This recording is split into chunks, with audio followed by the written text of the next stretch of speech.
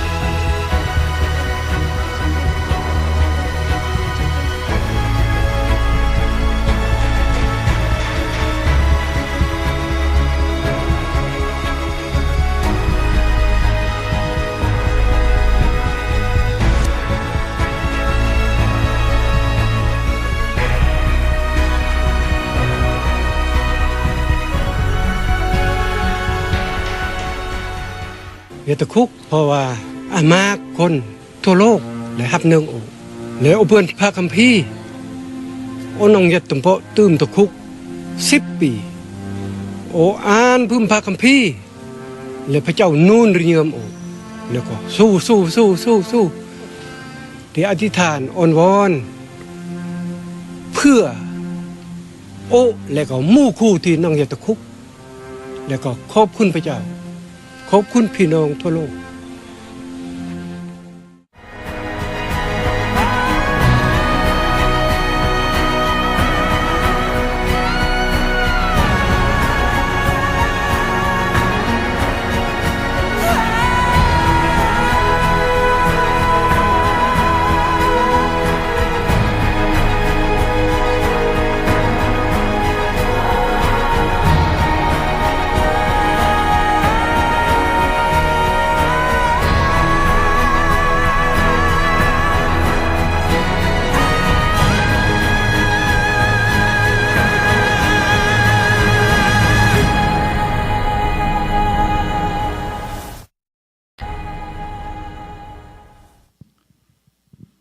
여러분, 이 동영상을 통해서 우리는 무엇을 교훈받을 수 있습니까?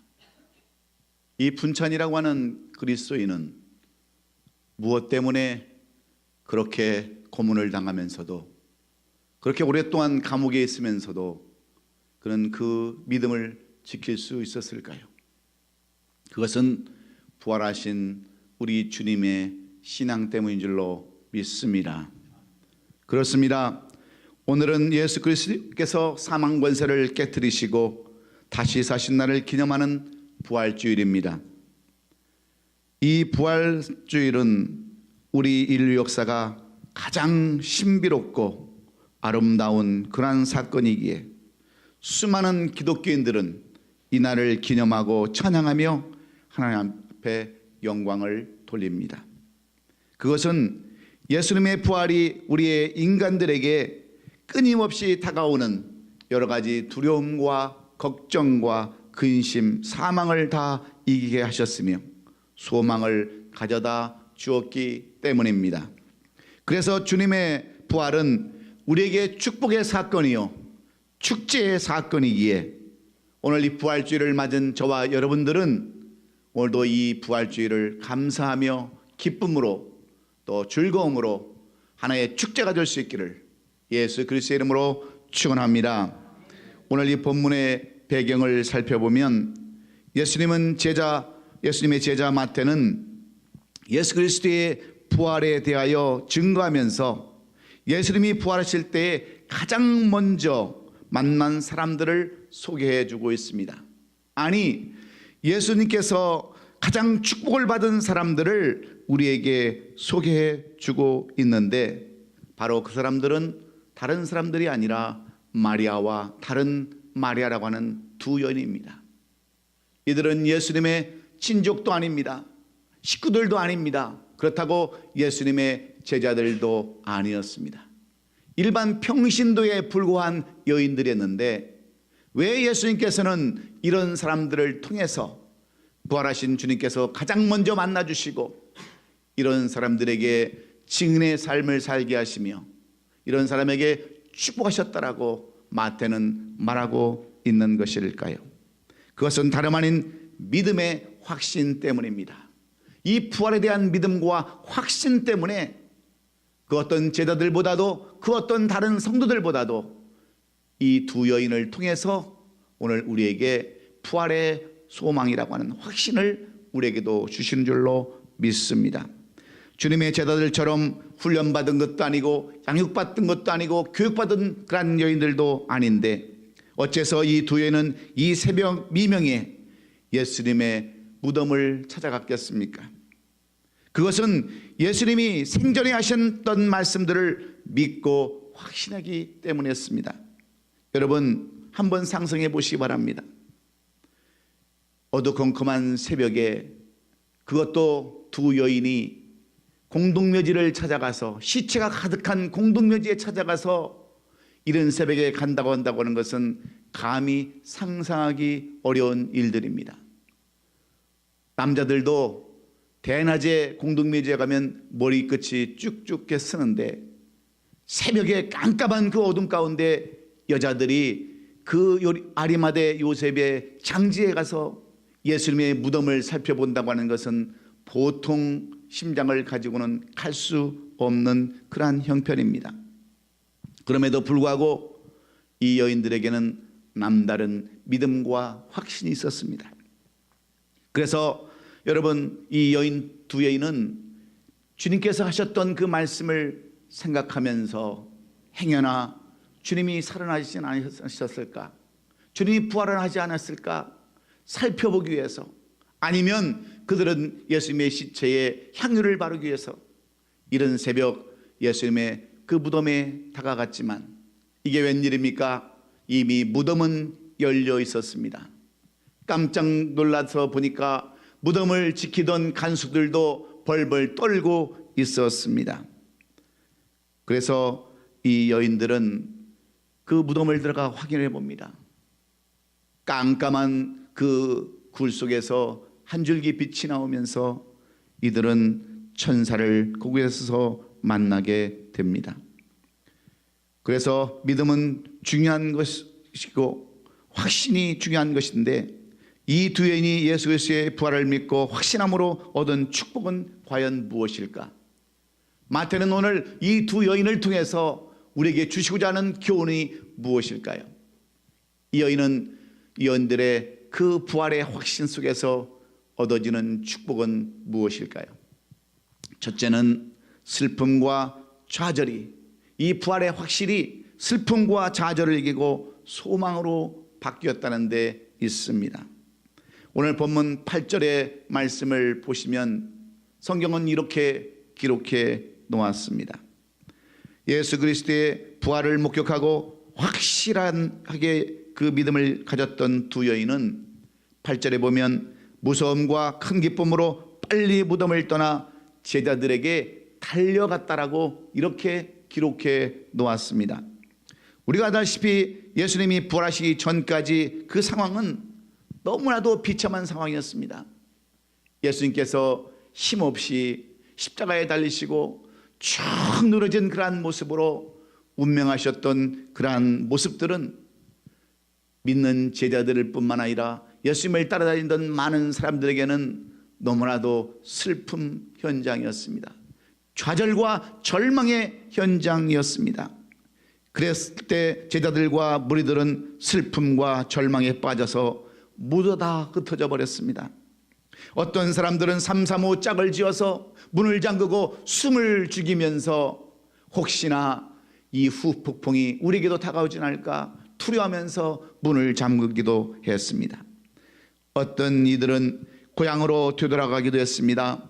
어떤 이들은 지금까지 가졌던 꿈과 소망을 다 잃어버리고 옛날 자신들이 가졌던 직업의 현장으로 돌아가는 사람들도 있었습니다.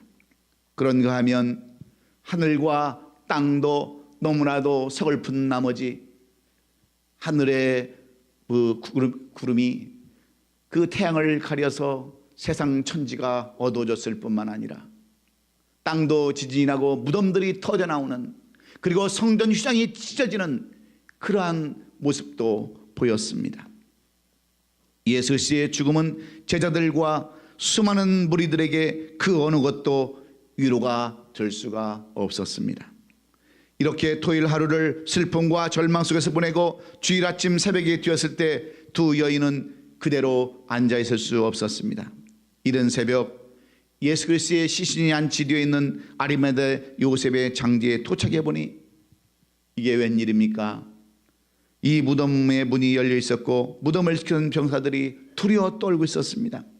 이 상황을 지켜보던 두 여인은 예수님의 무덤에 들어갔다가 놀라운 광경을 발견합니다. 예수님은 온데간데였고 그 밝은 광채 가운데 천사가 나타납니다. 우리가 성경을 살펴보면 항상 천사는 중요한 순간에 나타나서 하나님의 영광을 나타내 주는데, 이사야가 괴로움 가운데 하나님의 예언의 말씀을 듣고 성전 안에 들어갔을 때에 성전 안에 바로 천사가들이 성전 안에 가득한 하나님의 영광을 보았습니다. 그래서 새 힘을 얻습니다. 우리가 잘 아는 요셉은 그의 약혼녀 마리아가 잉태했을 때, 동정녀에 탄생했을 때 천사가 먼저 알려줘서 그 사실을 알게 되었습니다. 이 모든 것처럼 천사는 중요한 순간에 나타나서 하나님의 하시는 일을 알려줬는데, 오늘 본문의 천사도 이 두 여인에게 나타나서 이야기를 합니다. 오늘 본문 5절과 6절에 보면 천사가 여자들에게 말하여 이르되 너희는 무서워하지 말라. 십자가에 못 박힌 예수를 너희가 찾는 줄을 내가 아노라. 그가 여기 계시지 아니하고 그가 말씀하신 대로 살아나셨느니라. 와서 그 누운 것을 보라 하는 말에 두 여인은 정신이 하나도 없었습니다. 말로만 듣던 천사를 생전 처음 보게 되었고, 거기에서 천사가 하는 말에 기가 막힙니다. 특별히 6절 말씀을 보면 그가 여기 계시지 아니하고 그가 말씀하신 대로 살아나셨느니라 하시는 그러한 말씀에 심장이 멈출 것만 같습니다.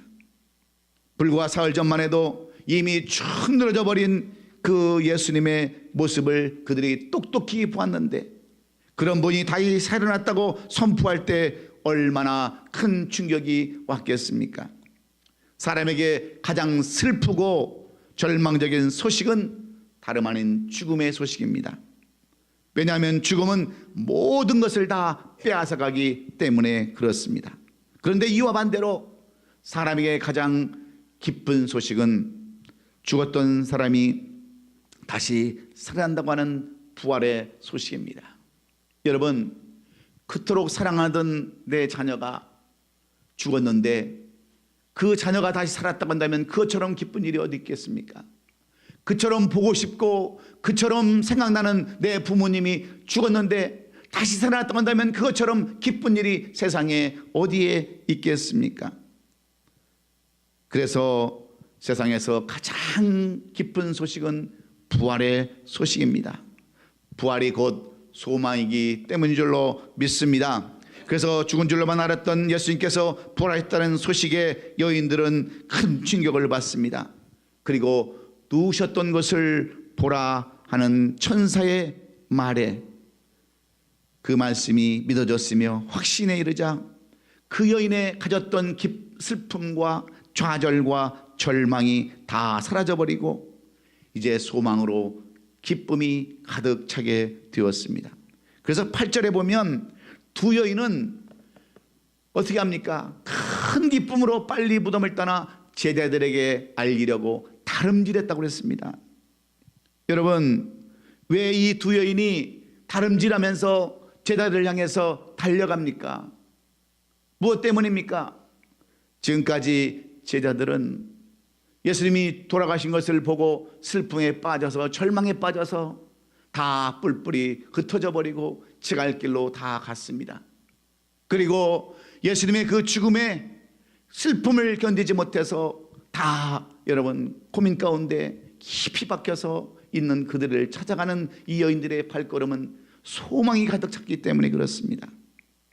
그래서 무엇을 보고 듣느냐도 중요하지만 그것을 보고 듣고 믿고 확신한 것은 더 중요한 줄로 믿습니다.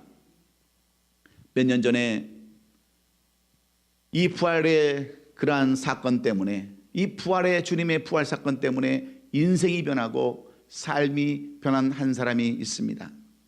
그 사람은 어려서부터 부모님이 절에 다니기 때문에, 불교 신자이기 때문에 어려서부터 절을 다니기 시작했습니다. 그런데 그가 초등학교 3학년 때 집에 가세가 기울고 가정이 다 망하다시피 해서 이 부모님도 돌아가 버리고 말았습니다. 졸제고가 되었습니다.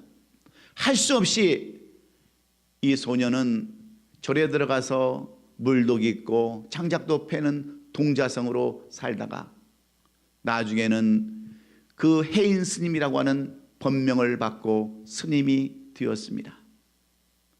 그래서 이 스님이 이제 커서 그 해인 스님이라고 하는 그 스님이 되었는데, 이 스님이 자기가 어렸을 때를 생각해 보니까 너무나도 배운 것이 없습니다. 그래서 검정고시로 고등학교를 졸업하고 경북대학교 수학과를 다시 졸업을 했습니다. 그런데 어느 날 그 경북에 있는 울진 그 조그마한 시골 분교에서 선생이 없다라고 선생으로 요청을 하자 이 해인 스님은 선생님 겸 스님으로 그곳 교사로 재직을 하게 되었어요. 그런데 어느 날 울진에 있는 매화교회의 그 어떤 한 목사님이 그 교회를, 권찬수 목사님이라는 분이 그 학교를 좀 빌려서 여러분 수양회를 좀 하자라고 그 학교를 좀 빌려달라고 그랬어요. 그래서 이 스님이 그래도 빈 학교니까 그걸 빌려줬습니다. 그래서 이 권찬수 목사님이 거기서 수양회를 하면서 이 목사님을 초대해가지고 점심 식사를 하는데 갑자기 권찬수 목사님이 이 스님을 향해서 이런 얘기를 하는 거예요. 스님, 제가 스님의 얼굴을 딱 보니까 스님은 꼭 예수님을 믿고 목사가 될 것 같습니다. 그렇게 얘기를 하는 거예요. 이 스님이 그 얘기를 들으니까 얼마나 기분이 나빴겠어요. 참 목사님이 예의가 없다. 학교도 빌렸으면서 어떻게 이런 얘기를 할 수 있을까 기분이 나빠서 받아쳤습니다. 예, 목사님, 제가 목사님을 보니까 꼭 부처님을 믿고 스님이 될 것 같습니다. 그렇게 얘기를 했대요. 그래서 이 두 목사님과 스님이 내기를 했습니다. 누가 그렇게 되는가 보자라고 서로 기도하겠다라고 헤어졌어요. 그리고 몇 년이 지났습니다.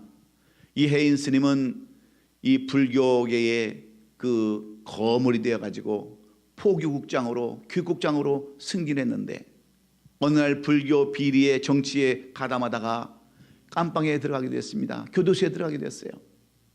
그래서 교도소에 들어가서 참선을 하고 인생이 무엇인가, 삶이 무엇인가, 인생의 끝은 어디신가 깊이 묵상하는 가운데 어느 날 간수를 불러서 불교 서적을 좀 보내달라고 부탁을 했어요.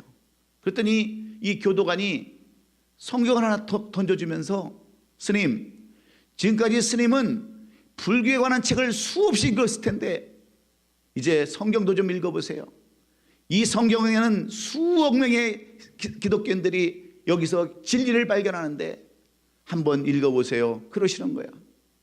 너무나도 기분이 나빴습니다. 그래서 간수를 불렀어요.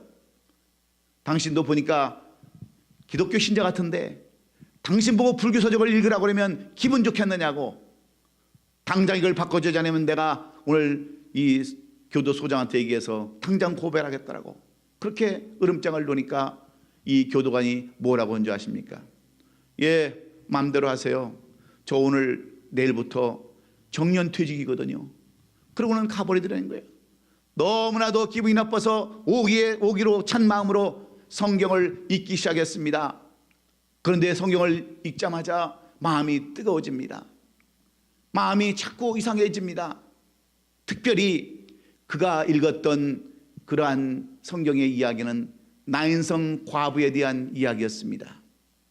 그리고 나사로가 다시 살아났던 그 부활의 이야기였습니다. 그가 지금까지 수십 년 동안 참선을 하고 불공을 들이면서 깨달았던 불교의 진리는 어디에 있었느냐면, 불교가 가르치는 진리는 어디에 있었냐면 바로 이런 데 있었기 때문에 그렇습니다. 오늘날 한 과부가 죽은 아들이 너무나도 불쌍하고 애처로워서 어떤 과부가 석가모니를 찾아갑니다. 찾아가서 우리 아들을 좀 살려달라고 사정을 하자 이 석가모니가 한 가지 비방을 내려줍니다. 당신 아들을 살리고 싶거든 당신이 오늘부터 이 온 마을을 다니면서 한 사람도 지금까지 죽지 않은 가정에 있으면 그 가정에서 쌀 한 큼을 가져다가 빌려다가 죽을 쏘아 먹이면 이 죽은 아들이 살아날 수 있다라고 그렇게 비방을 알려줬어요. 그래서 이 과부가 3대 독자가 죽은 과부가 그 아들을 살려보기 위해서 온 동네를 다 돌아다닙니다. 그런데 그 집집마다 가서 보면 안 죽은 사람이 없어요. 할아버지도 죽고 할머니도 죽고 증조 할아버지 죽고 다 죽어서 안 죽은 가정에서 쌀을 빌릴 곳이 한 군데도 없어서 허탈한 마음으로 돌아와서 그것을 구할 수 없다고 그러자 석가는 이렇게 얘기합니다. 거봐라, 사람은 다 죽는 것이다. 인간은 다 죽는 것에 순응해야 한다라고 그렇게 가르쳤다고 합니다. 이것을 비교해 보니까 기독교와 불교가 너무나도 차이 나는 거예요. 불교는 다 죽음을 갖다가 그대로 순종하며 받아들여야 한다고 하는 숙명적이고 운명적인 것으로 이야기하는데 기독교는 그렇지 않다고 하는 참지를 발견하고서 그는 1984년도에 그 스스로 그가 어느 교회 수요 예배를 참석합니다. 자기 발로 가서 수예배를 참석합니다. 그리고 거기 가서 놀랍게 하나님을 다시 만나고 예수님을 만나고 거기서 변화되어서 그는 신학교에 들어가 가지고 목사가 되었습니다. 그분이 바로 김성화 목사님이라는 분이십니다. 다른 것 때문에 변화된 것이 아니라 이 예수 그리스도의 부활의 확신의 신앙을 가지고 그는 다시 거듭나는 인생으로, 그래서 수많은 사람들에게, 그리고 참 진리를 알지 못하는 그 불자들에게 예수 그리스도를 전해서 오늘도 많은 사람들을 기독교로 교육시키는 놀라운 일을 감당하고 있습니다. 여러분, 왜 그렇습니까? 바로 부활의 신앙은 사람에게 소망을 주기 때문인 줄로 믿습니다. 그래서 오늘 여러분도 이 부활 신앙으로 여러분 소망을 가지시기를 예수 그리스도의 이름으로 축원합니다. 두 번째로, 부활의 확신은 바로 평강을 가져다 줍니다. 부활의 확신은 두려움과 절망에서 평강으로 가져다 주기 때문입니다. 두 예는 예수 그리스도의 부활을 믿고 확신했을 때 비로소 평강을 얻을 수 있었습니다. 그리고 그 부활의 소식을 듣자 발걸음이 빨라졌습니다. 왜 그렇습니까? 제자들에게 달려가기 위해서 그랬습니다. 그런데 한참 갈릴리를 향해서 달려갈 때 두 여인은 그 길에서 예수 그리스도를 만납니다. 그러니 여러분, 얼마나 놀랍고 반가웠겠습니까? 분명히 주님의 상처난 발과 손, 이마의 가시 자국은 선명하게 나타난 예수를 발견하고 엎드렸을 때 9절은 이렇게 기록합니다. 예수께서 그들을 만나 이르시되 평안하냐? 묻습니다. 이 물음은 주님께서 평상시에도 하셨던 말씀입니다. 더 이상 의심의 여지가 없었던 두 여인은 주님의 발을 붙들고 경배하고 찬양합니다. 그리고 그들의 마음속에는 평강이 넘쳐났습니다. 지금까지는 놀랍고 떨리고 두려운 가운데 평강이 없었지만 주님의 낯익은 목소리를 듣고 그들은 그제야 평안을 선물로 받았습니다. 그렇습니다. 주님의 부활을 믿고 확신하면 평강이 주어지는 줄로 믿습니다. 그리고 마음의 안정을 갖게 됩니다. 그 어떤 두려움도 불안도 다 사라지게 되어 있습니다. 그런데 오늘 시대를 사는 우리들은 어떻습니까? 늘 평강도 없습니다. 기쁨도 없습니다. 소망도 없습니다. 늘 염려와 불안 가운데 살아가는 우리들의 모습입니다. 삶이 힘들고 미래가 불투명해서 너무나도 불안한 나머지 젊은이들은 결혼도 안 합니다. 이제는 아이들도 낳지 않습니다. 전부 다 자기들의 그 이기적인 생각을 가지고 결혼해서 왜 내가 힘들게 살아야 되느냐, 애를 낳아서 내가 왜 힘들게 살아야 되느냐. 여러분, 이런 삶을 살아가는 사람들이 우리들의 삶입니다. 그래서 여러분, 지금 어딜 가나 젊은이들이 없습니다. 교회는 다 지금 젊은이들이 떠나고 중고등부에도 초등학교 그 부에도 학생들이 없어요. 여러분, 일자리가 여러분 젊은 사람들이 할 일자리도 없습니다. 일자리도 없을 뿐만 아니라 젊은이들이 일을 하려고 하지 않습니다. 다 노인들이 지금 일하고 있어요. 왜 그래요?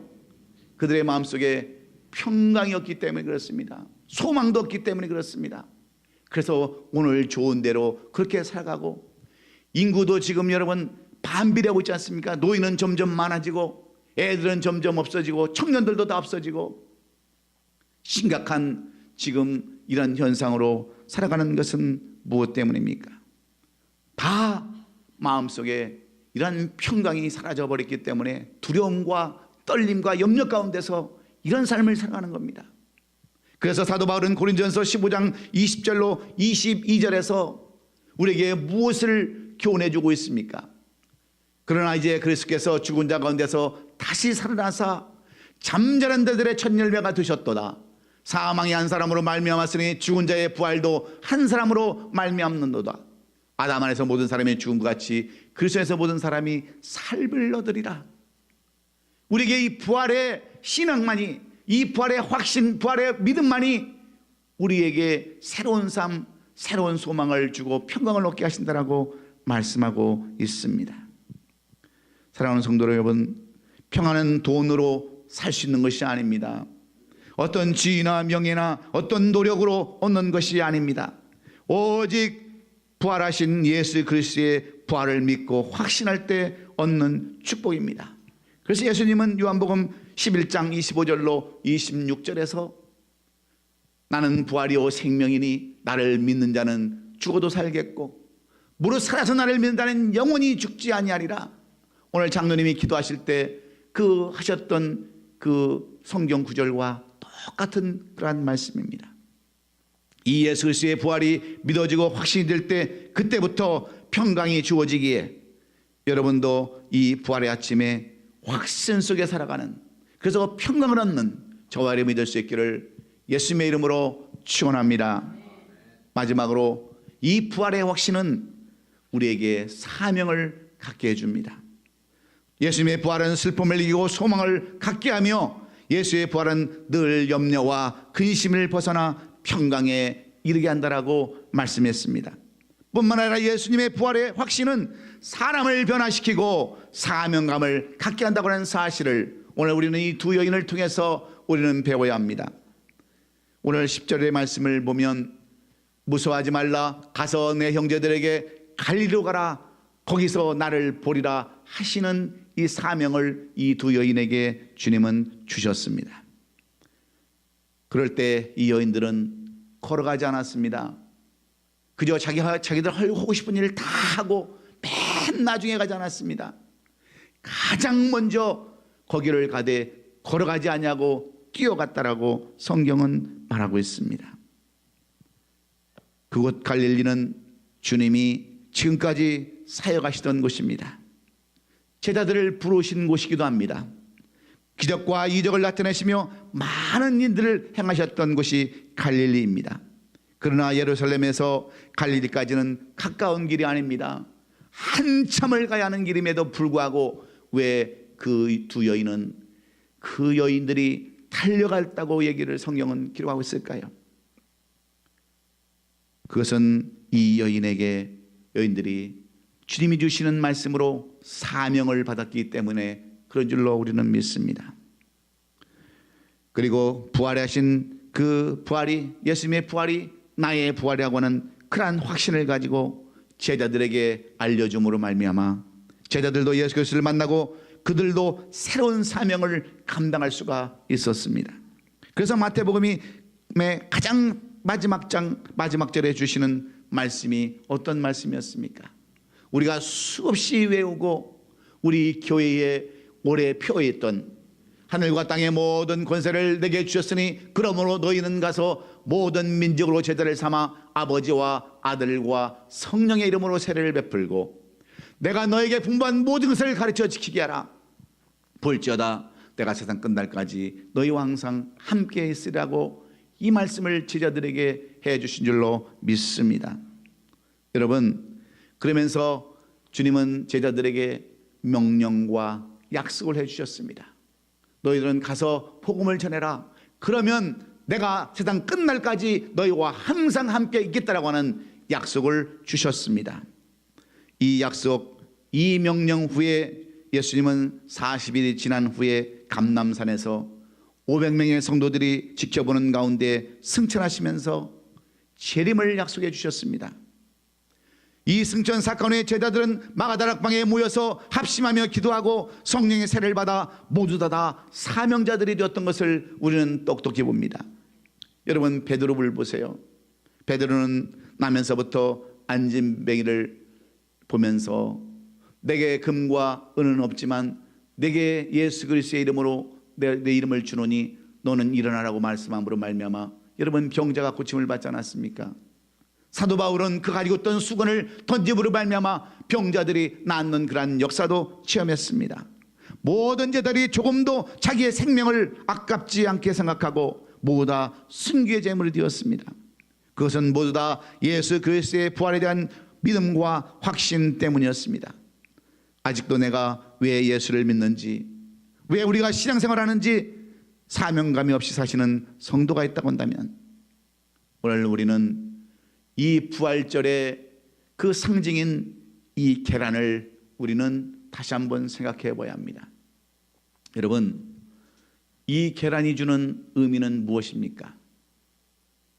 여러분, 계란은 자기 스스로 깨우고 나오면 뭐가 돼요? 병아리가 됩니다. 그러나 남이 깨버리면 뭐가 돼요? 프라이밖에 되지 않습니다. 여러분, 그 알량한 지식, 경험 다 내려놓으시고 예수 그리스도의 부활을 확신하여 여러분의 사명을 갖는 귀한 이 부활절이 될 수 있기를 주의 이름으로 축원합니다.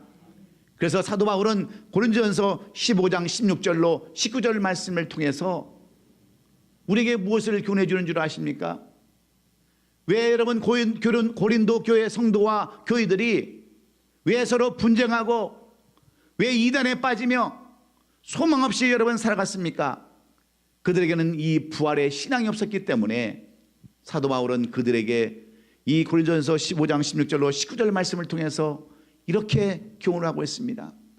만일 죽은 자가 다시 살아난 일이 없으면 그리스도가 다시 살아난 일이 없을 터이요, 그리스도께서 다시 살아난 일이 없으면 너희의 믿음도 뛰고 너희가 여전히 죄 가운데 있을 것이요, 또한 그리스도 안에서 잠자는 자도 망하였으리니 만일 그리스도 안에서 우리가 바라는 것이 다만 이 세상의 살 뿐이면 모든 사람 가운데 우리가 더 불쌍한 자들이다. 이 부활의 신앙이 없으면 다 망한 자들이나 똑같다.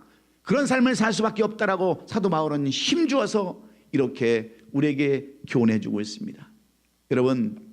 여러분에게는 이 부활의 신앙 확신이 있으십니까? 오늘 다시 한번 여러분, 이 부활 신앙을 믿는 것, 믿지 않는 것, 그것은 여러분의 자유지만 부활 신앙을 갖는 자들에게는 여러분 소망이 있습니다. 평강이 있습니다. 하나님의 주시는 사명이 있음을 분명히 깨달으시고 다시 한번 오늘 이 부활의 그 신앙, 부활의 확신을 갖는 우리 성도들이 될 수 있기를 예수님의 이름으로 축원합니다. 축원합니다. 이어서 성찬 예식을 거행하겠습니다. 이 성찬 예식에 주시는